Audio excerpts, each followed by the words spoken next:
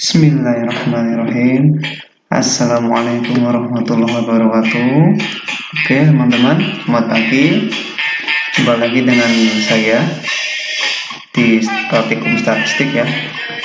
Oke, hari ini adalah materi baru yaitu statistik deskriptif ya. Oke, kita langsung saja. Yang pertama, kalian perlu tahu nih apa yang namanya statistik deskriptif ya. Ya, akan kita jelaskan sedikit ya. Yang pertama, statistik deskriptif merupakan bidang ilmu statistik yang mempelajari cara pengumpulan, penyusunan, dan penyajian data suatu penelitian. Kegiatan yang termasuk dalam kategori tersebut adalah collecting atau pengumpulan data, kemudian grouping atau pengelompokan data, penentuan nilai dan fungsi statistik, serta yang terakhir termasuk pembuatan grafik atau gambar dalam penyajiannya ya.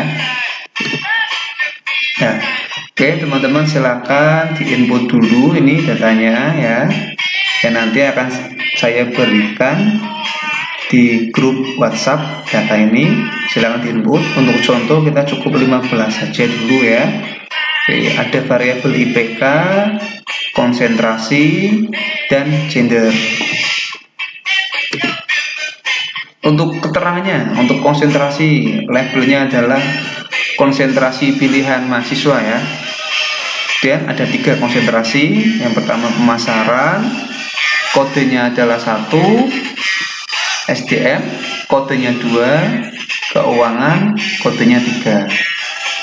Dan yang kedua ada gender, labelnya adalah jenis kelamin, laki-laki nomor 1, perempuan nomor 2. Dan ketiga adalah IPK, labelnya indeks prestasi kumulatif. Untuk variabel konsentrasi dan variabel gender, jangan lupa untuk menggunakan kolom values ya, karena datanya ini adalah tidak angka ya. Oke, kita lanjutkan. Dan pertanyaannya yang pertama, berapakah jumlah mahasiswa yang berjenis kelamin laki-laki? Oke, pertanyaan yang kedua adalah berapa nilai IPK mahasiswa yang tertinggi, terendah, dan IPK rata-ratanya.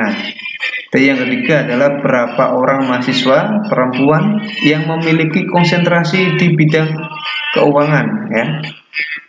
Nanti akan kita cari tahu bagaimana untuk menjawab pertanyaan seperti ini. Ya, untuk proses data, setelah data tersebut diinput, maka kemudian adalah yang pertama adalah kalian klik analyze, ini ada di atas ya, paling atas, dan pilih deskriptif statistik. Nah, oke, ini akan muncul beberapa opsi. Nah, biasanya yang kita pakai ada 4 opsi ya, yaitu frequencies, deskriptif, explore, dan crosstab. Kita lanjut. Yang pertama adalah opsi atau fungsi dari frequencies, yaitu menggambarkan data dalam berbagai ukuran pusatnya. Oke, percentile values, dispersi, dan distribusinya. Oke, ini frequencies, jendela frequencies. Oke,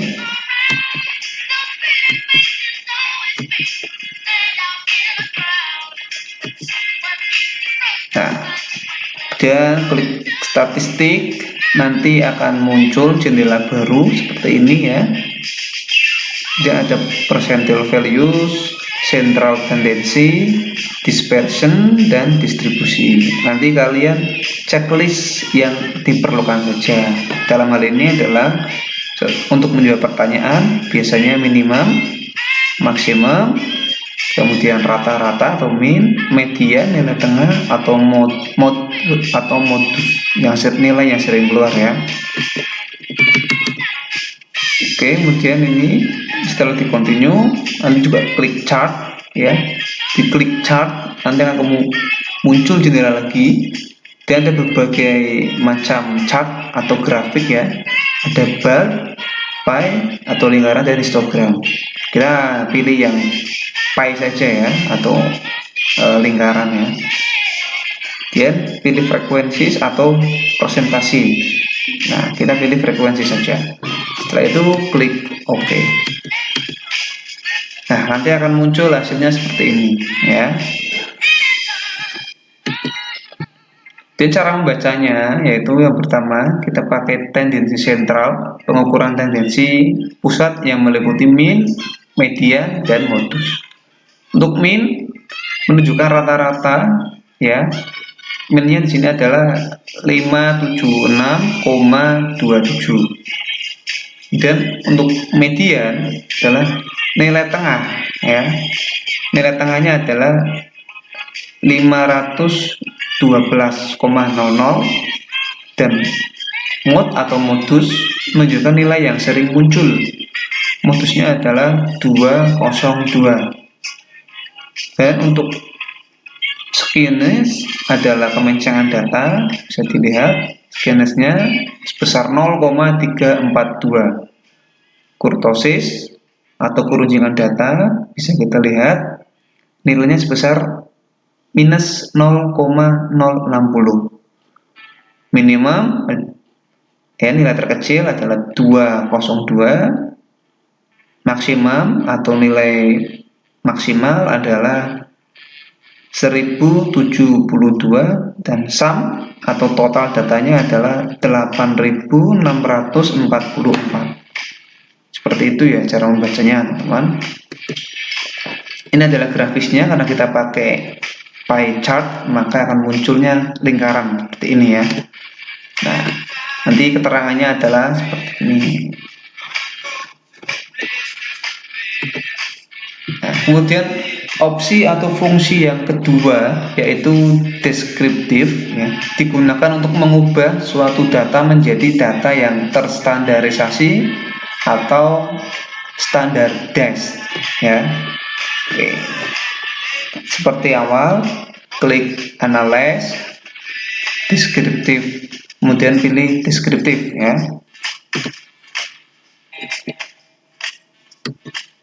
Oke, setelah diklik nanti akan muncul jendela deskriptif ya, berisi beberapa variabel ya.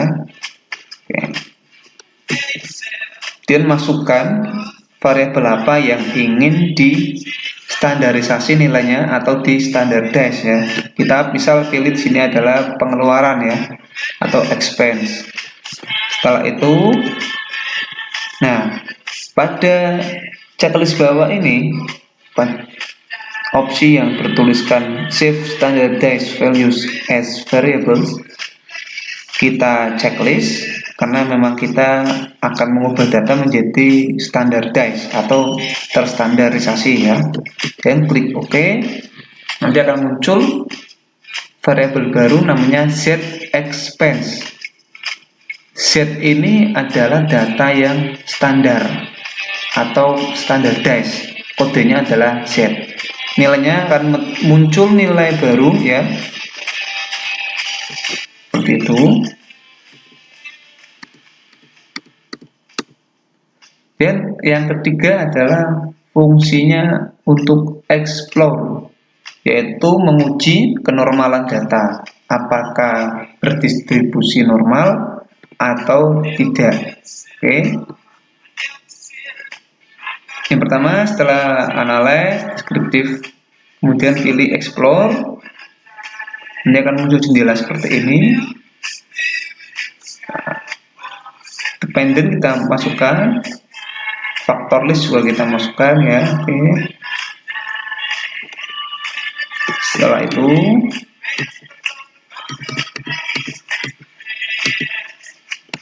pilih statistik ya, pilih statistik, nanti akan muncul jendela baru namanya explore statistik. Dia teman-teman checklist deskriptif, confidence interval for mean-nya ada 95%. Setelah itu di continue.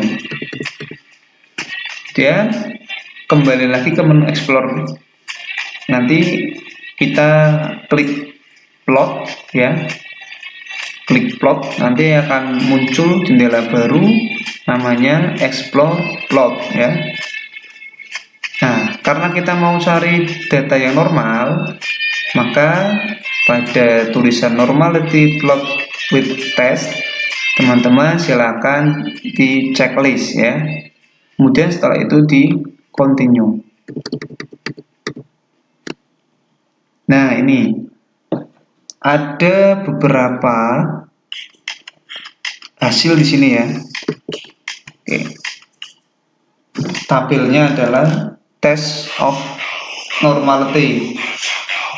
Nah, ini ada Kolmogorov-Smirnov, kemudian ada beberapa tes normalitas lainnya ya, tapi yang kita sering pakai adalah Kolmogorov-Smirnov ya.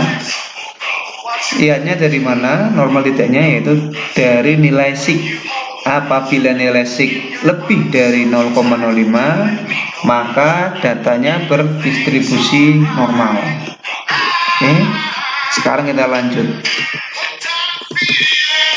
Yang keempat adalah fungsinya analisis crosstab ya, adalah analisis yang masuk dalam kategori statistik deskriptif, di mana crosstab adalah menampilkan tabulasi silang atau biasanya adalah hubungan dari dua variabel atau lebih ya.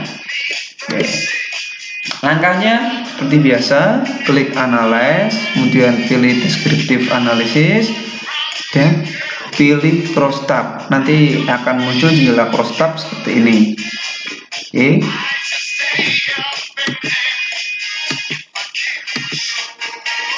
Kemudian kita klik statistik, nanti akan muncul jendela namanya crosstab statistik ya.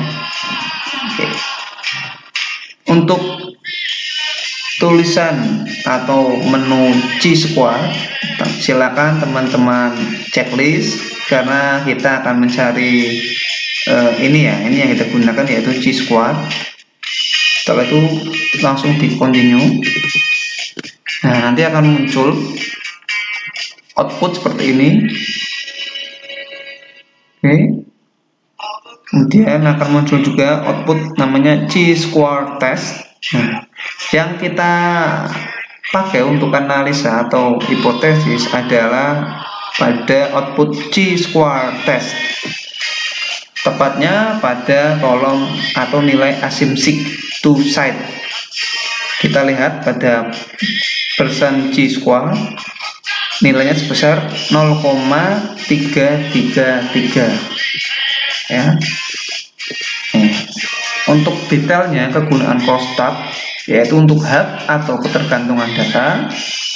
Langkah pertama adalah silakan teman-teman buat hipotesisnya, yaitu H0, misal H0 adalah tidak ada hubungan antara jenis kelamin dengan konsentrasi, dan HA adalah ada hubungan antara jenis kelamin dengan konsentrasi.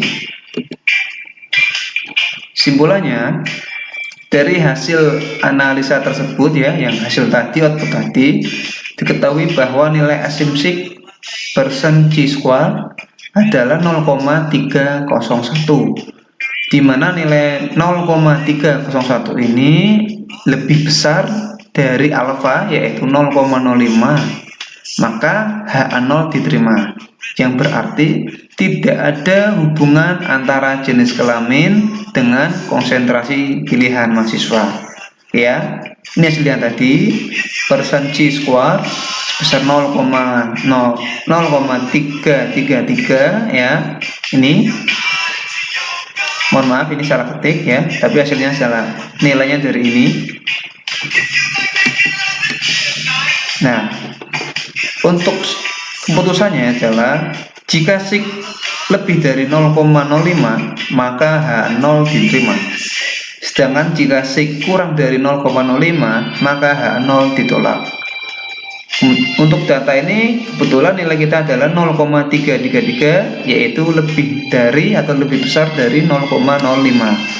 Maka H0 diterima, yang berarti tidak ada hubungan antara jenis kelamin dengan konsentrasi pilihan mahasiswa. Itu berarti sedikit banyak penjelasan untuk materi kali ini, yaitu analisis statistik deskriptif ya. Kemudian ini silakan teman-teman sebagai tugas mingguan ya. Ini ada beberapa data, silakan teman-teman input ya. Ini ada 5 variabel, yaitu nama mahasiswa ya, ini ya, kemudian IPK, konsentrasi, gender, dan usia.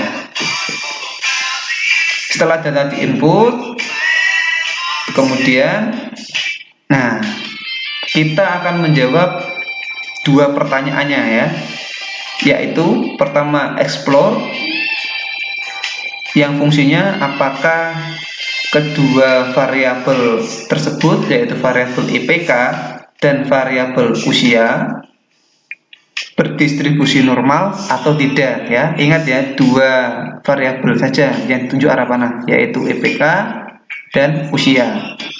Kemudian yang kedua adalah menggunakan crosstab. Nah, pertanyaannya adalah apakah ada hubungan antara usia dengan IPK, itu ya.